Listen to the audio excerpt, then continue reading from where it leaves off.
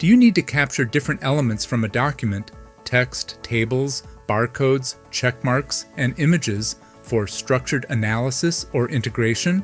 The data extraction scenario in FineReader Engine detects and recognizes all document objects such as text blocks, tables, barcodes, images, and other layout elements and exports them in a structured format.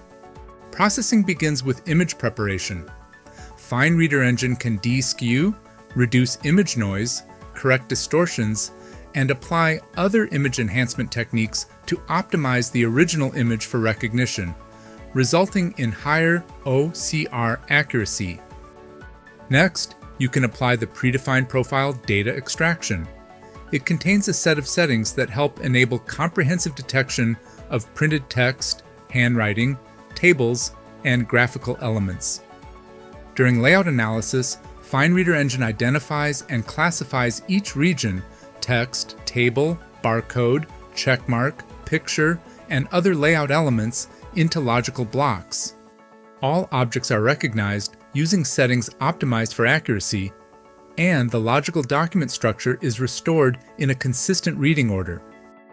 Finally, the recognized data is exported to JSON or XML, including coordinates, attributes, and content for each detected object.